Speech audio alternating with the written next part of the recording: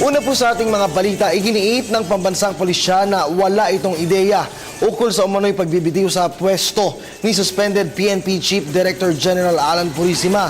Samantala, sa kabila po naman ito, tiniyak ng PNP na mananatili itong malakas at nagkakaisang institusyon. Ang detalye sa ulat ng aming kasamang si Alvin Baltazar. Bagamat inamin ni OIC PNP Deputy Director General Leonardo Espina na naharap sa krisis sa kasalukuyan ang pambansang pulisya nang ito'y humarap sa Kongreso kamakailan lamang, mariin naman itong itinanggi na may namumuong dibisyon sa kanilang hanay. Ayon kay Espina, nalulungkot sila dahil sa dami ng nawala sa kanilang kasamahan, pero wala aniyang dahilan para may mamuong dibisyon o paksyon sa kanilang grupo. Pero aminado ang opisyal, pilit niyang itinataas ang moral ng kanyang mga kabaro sa gitna ng pinagdaraanan ngayon ng institusyong kanilang kinabibilangan. Yung creeping division, definitely none. There's no division. Yun lang nga, namatayan kami, medyo nalulungkot kami ng husto doon. But there's no division in the PNP. Pinabulaan na naman ni Directorate for Police Community Relations Director Chief Superintendent Nestor Kinsay na naging bahagi ng isinagawa kahapong command conference ay ang pagsasagawa ng loyalty check.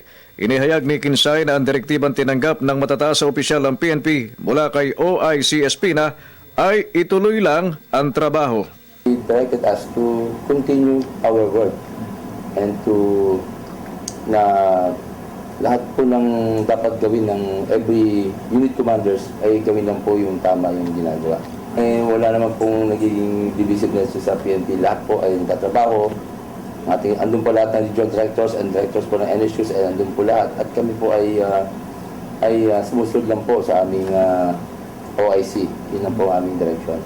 Samantala, tiniyak ng Philippine National Police na nananatili silang malakas na institusyon at kayang harapin ang anumang maaaring maging development lalo't lumutang ang balitang bibitiw na sa pwesto si suspended PNP Chief General Alan Purisima.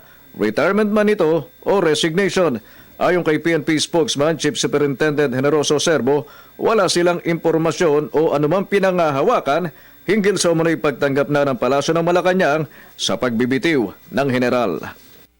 Wala kaming info, wala kaming opisyal na pinangahawakan, whether document o verbal, na nagsasabi na si General Purisima ay nag-resign, na si General na tinanggap itong resignation po na ito. Wala po. Mas maigi ayon kay Serbo na manahimik na lang ang kanilang hanay at maghintay ng kung anumang guidance mula sa Palasyo ng Malacanang at mula do'y matuldukan ang issue na nagsimulang lumutang kahapon. Of course, we answer to the Commander-in-Chief. Yung pa rin yun. Yung mga kautusan na yan, opo, manghingi kami ng guidance mula sa itaas. Para sa Telebisyon ng Bayan, Alvin Baltazar.